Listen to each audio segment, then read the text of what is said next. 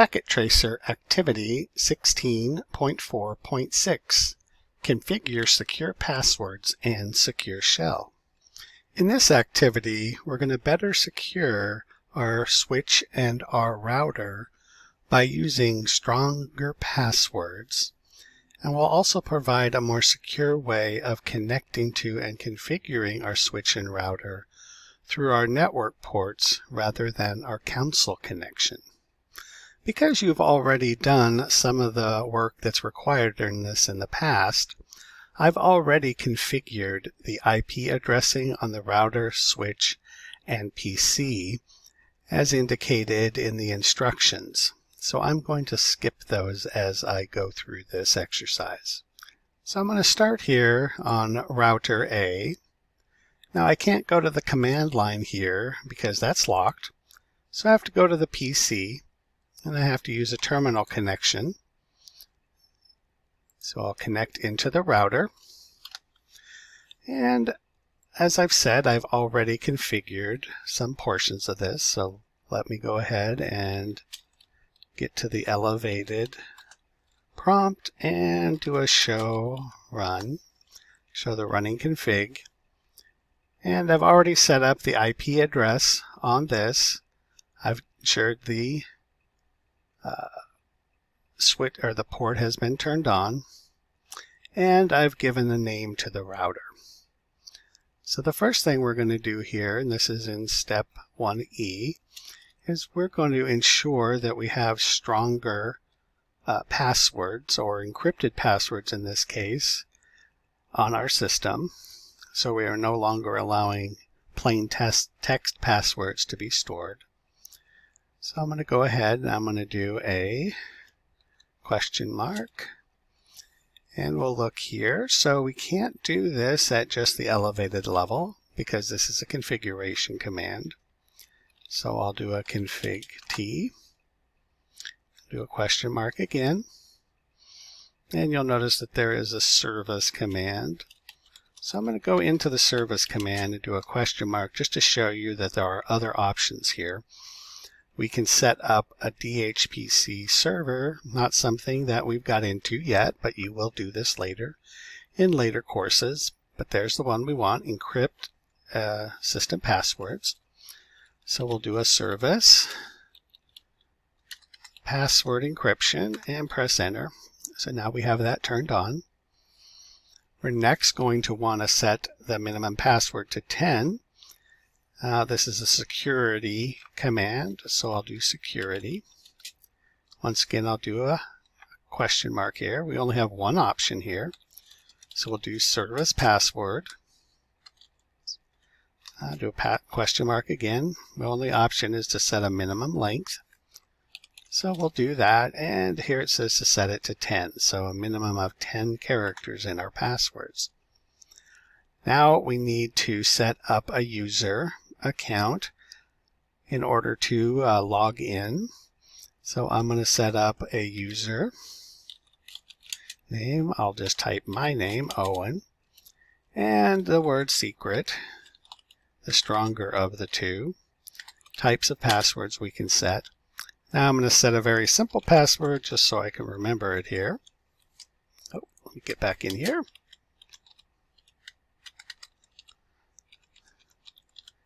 I would not recommend this in your own setting up of passwords. So let's go ahead and let's generate the crypto key next. So we'll do crypto, do a question mark, and key is the only option. Generate, and then an RSA style key. Now notice it gave us an error here, and I did this on purpose just so you could understand that there are certain requirements before trying to set a crypto key. One of those is the name of the router. We had to set something other than the default.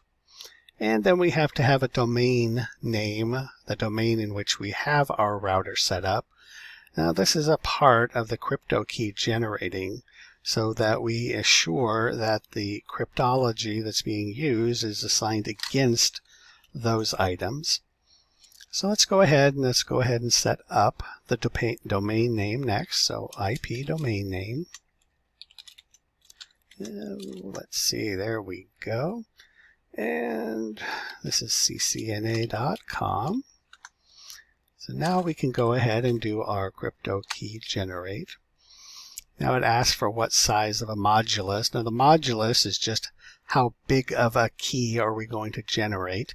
The larger the key, the better for security. So in this case, they're asking us to do 1024 key. Now, typically this may take a lot more time, but we're in a lab environment, so it's pretty quick. Next thing we'll do here, and I'm on step 1L, we're going to go ahead and block out anybody who tries to log in too many times. Here it gives you 4 attempts. This is a pretty standard amount of login options. Sometimes it's 3, and it can block you. In this case, we're going to be blocked for 2 minutes. 2 minutes is fairly short time. 30 minutes is a really common option to keep out hackers from trying to just do a brute force attack on your system. So let's just do the login block for 180 attempts for within 120. Actually, I said that just a little bit wrong here. It's going to block for 3 minutes, and that will happen for 4 attempts within 2 minutes. And this is in seconds here, so let's make sure I typed it right. Let's see, it liked it that time. Alright, so now we're going to configure our VTY lines for authentication. So we'll go ahead and do that. We'll do this for VTY lines 0 through 4. We're going to use the command transport. So that means how is the data coming into this. So we're going to say under secure shell, we're not going to allow this for telnet. And then we're going to say we're going to log in using a local username rather than a username that's on a system, on a authentication system within our domain. Okay, let's go on to step N. And we're going to set out the executive mode timeout, which means we'll go ahead and we'll log out after a certain period of time with no action. So we'll do an exec timeout of 6. Now, notice some oddities here. This is 6 for minutes, and this is for seconds. I don't know why they have the differences, but it's just something you try to remember as you go along. Sorry about the abrupt jump here. I had a small problem. So what we're going to do next is we've set up everything. So now I'm just going to look at the running config to make sure we have set up everything correctly. So we can see here at the top we've set up our username. We've set up a domain name. We already had our interfaces set up. Let's move our way down. Now they've put a access list in here to provide some other security on this. Now this is not something we do at this point, but we did set our timeout, we set our login, and our transport for secure shell under our VTY lines. We're not allowing our higher VTY lines to be used. So the next piece is we need to save the configuration. So let's get back here and we're going to do a copy running config to startup config. So it's asking where do I want to save it to, and I'll just give it the default name. Next we're going to test out to ensure that our secure shell connection works. We're not going to use the terminal as we have in the past to connect to the router. Instead, we're going to use the command prompt. I wanted to show you that SSH is the secure shell client we'll be using. There's also a telnet option that we might be able to use if we wanted to have a less secure option. So let's just go ahead and type the command SSH. We're going to use a switch called -L, which allows us to use a local username. We'll go ahead and then type the username that I set up earlier. And then we're going to go ahead and put the IP address of the router. So that's 172.16.1.1 and press enter. And now it's going to ask for the password that I set up earlier. And there we are. We're into the router through Secure Shell. So that worked properly. So let's move over to the switch and do the same thing. So I've already set up the first portions of this. I've set up the host name. I've set up the IP addressing on the VLAN and the default gateway.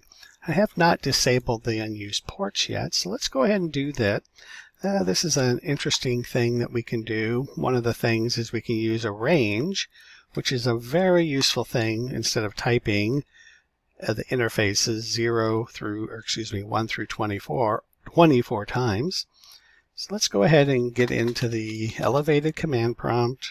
We'll go into the config level, and then we'll type interface range. So I'm just going to do a question mark here. So it's going to say the first part of the range. So in this case, F0/2. Now if I press question mark here, it's going to say what other range do we want. So I'm going to say a -24. Now I can just do this, or I can do a comma to add another interface. In this case, our G0/2 interface. And if at this point, I can type a command that will affect all of them, we'll just shut them down. And you'll notice that it will shut all of those down. So at this case, I'm going to exit here and just do the running config. So we can see that all of these have been shut down for us. So now we're up to step F, part F of step 2. So let's go ahead back to the configuration level. And we're going to encrypt all plain text passwords. So that was the service command. And let's see if I spell it right. Password encryption. So now we've encrypted the password. So we're going to set a strong secret password of our choosing. So we'll use the enable secret and then a password. I'm just going to go 1, 2, 3, 4, 5. And that will set that up. So the next thing we have to disable DNS lookup. So we'll go disable. Oh, I'm sorry there. That is the no IP domain lookup. And the next thing we need to set up is what's next here, the domain name. So we'll set up IP domain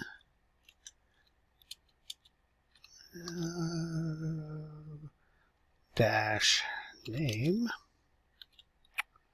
as ccna.com, and then we're going to create a user. So we'll do username Owen, and then we'll do password 1, 2, 3, 4, 5. Alright, so the next piece is we're going to generate our encrypted RSA key. So we'll do crypto key generate RSA, and we'll do the same 1024-bit key. And then it says configure all VTY lines for Secure Shell. So we'll do line VTY 0 through 15. Oh, did that wrong. No dash 0 through 15. And then we will do the transport input Secure Shell. I'll do a login local. And let's see, set the timeout mode to 6 minutes. So we'll do exec dash timeout 6. All right. So let's go ahead and exit out of here. And we're going to copy. Is it at this level? Nope, it's one down.